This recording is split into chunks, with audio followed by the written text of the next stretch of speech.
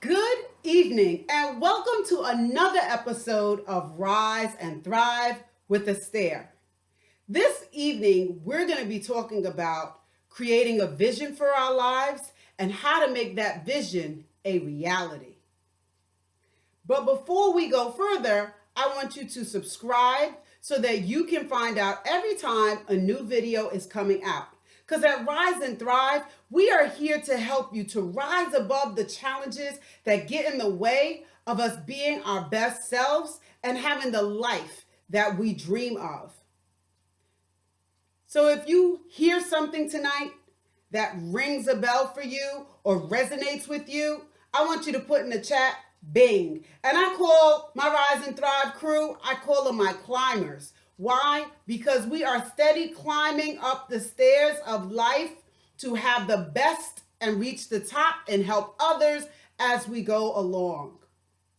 This evening, I want to talk about vision. What is a vision? Well, recently I did a webinar on how to create a vision board.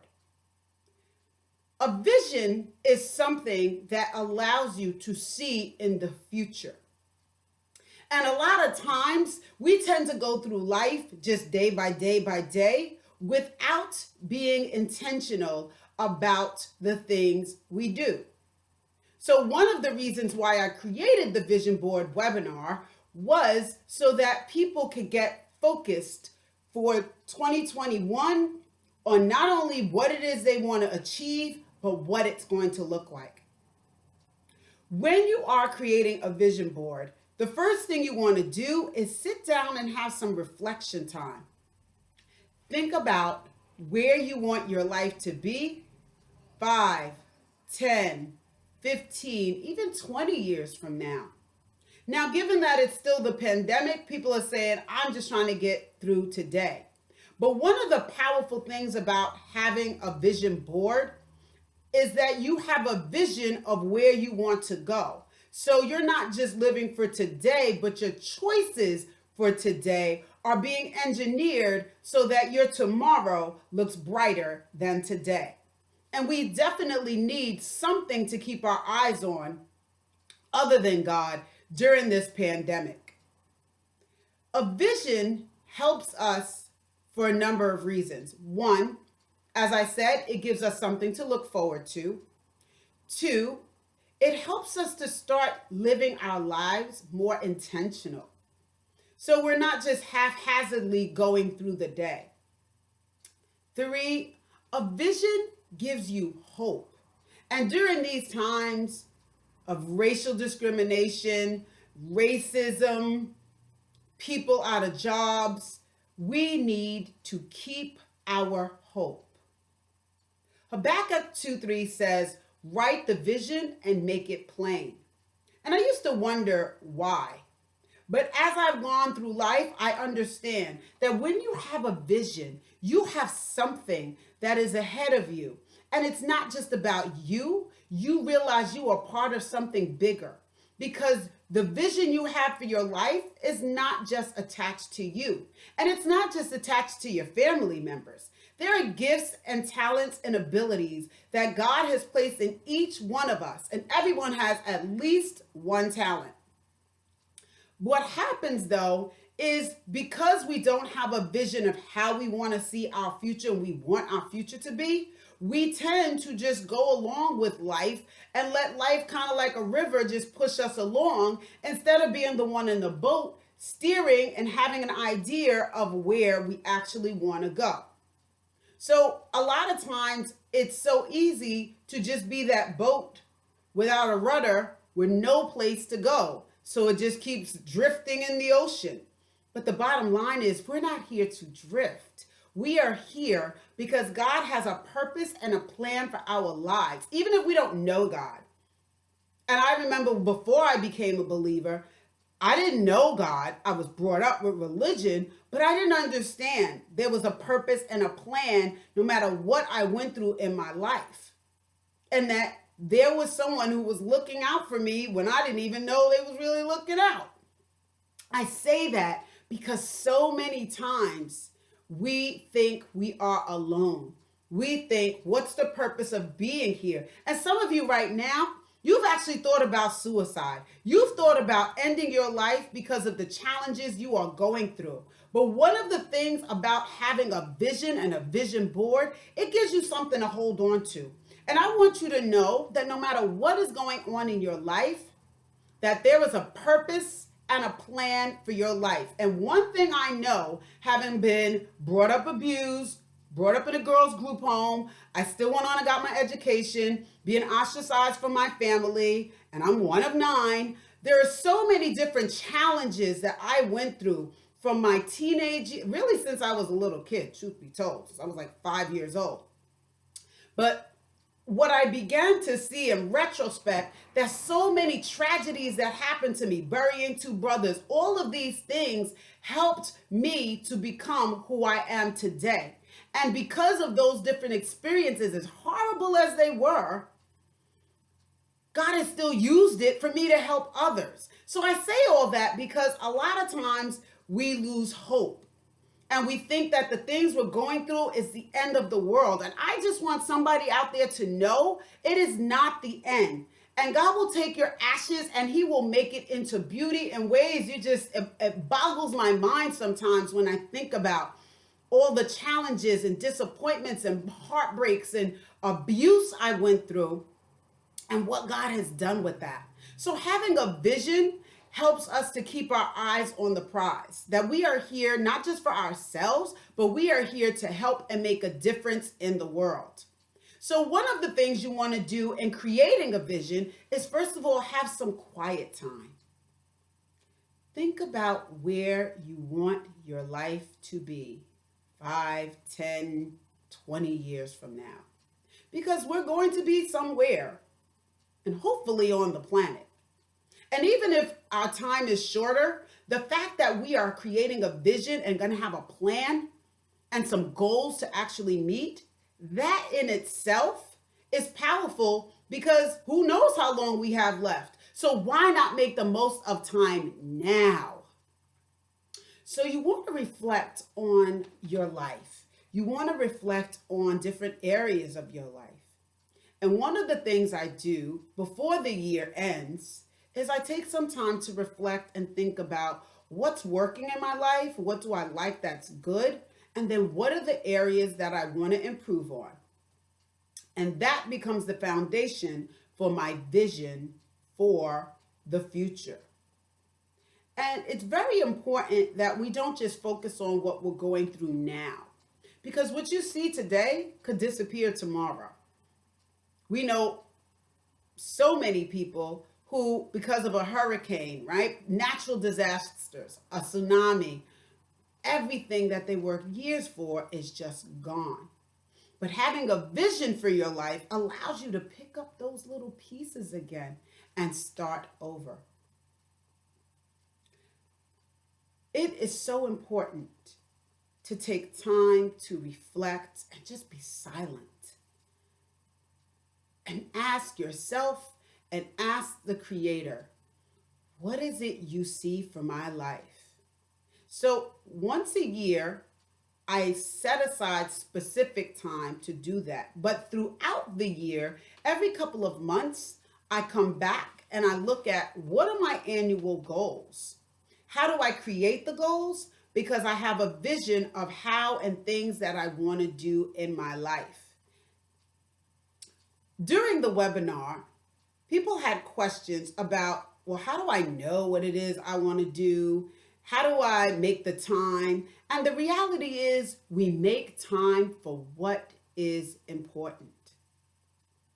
So your life is worth putting some time aside to plan.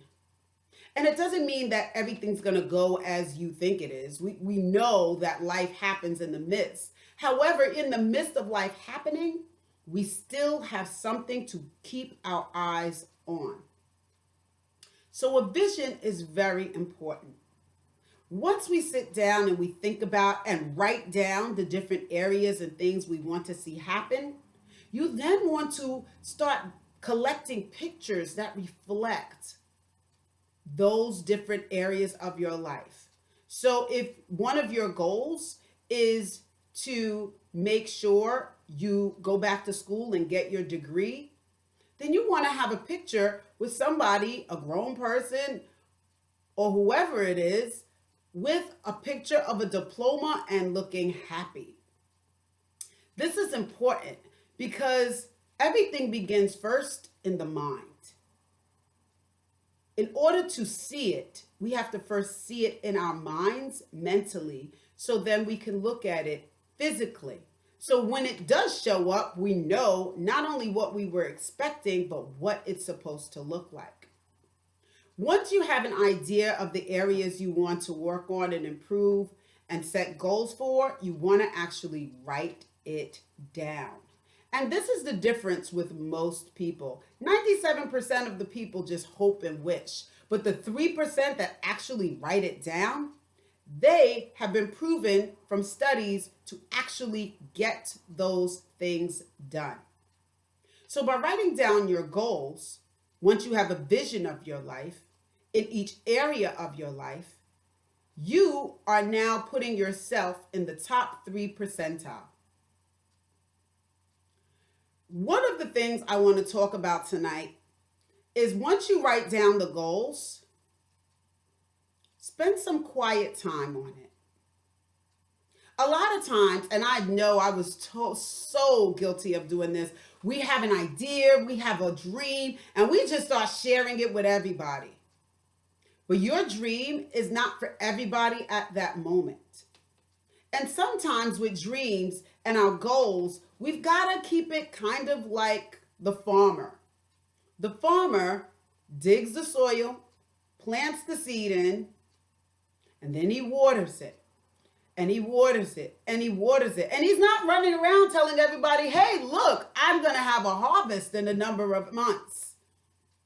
And we need to start being that way and protecting our anointing and protecting our dreams, because everybody who hears about your dream is not going to be for you.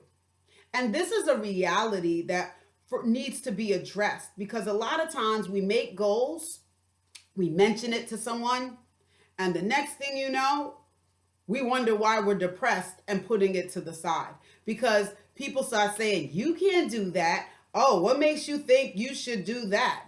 And we start allowing these thoughts and these movie type clips playing in our minds, and all this negative chatter is coming from us from all over.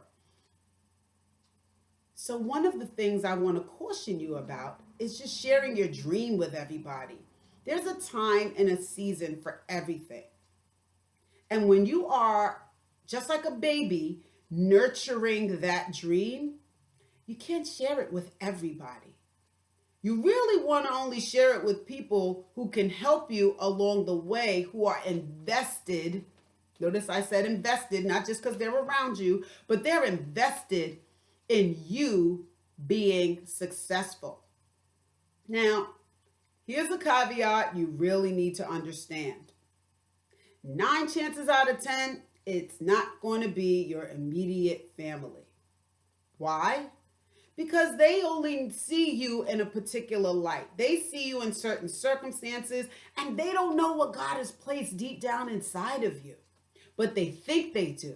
So what can happen is you actually start listening and just kind of watching people around you. And when you go to get out that box to take that step and a risk to go do something that's in your heart or that you're good at, those are sometimes the same people who will be like, how'd you get that?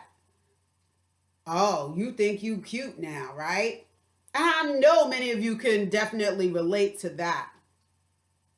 And I had that happen in my own life. But the reality was, at the time, I let those voices get to me. And although I was listening to other things, it wasn't enough. And so one of the things I've learned to do now in this season of my life, while I'm pursuing my goals and dreams, I tend to only really share it with people who I know are going to be for me, or that I have something that could help to change someone else's life that I know.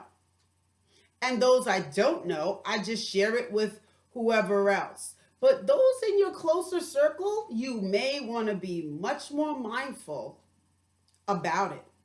Because the reality is, when we start pursuing and taking that risk and coming out of our comfort zone, it makes people afraid.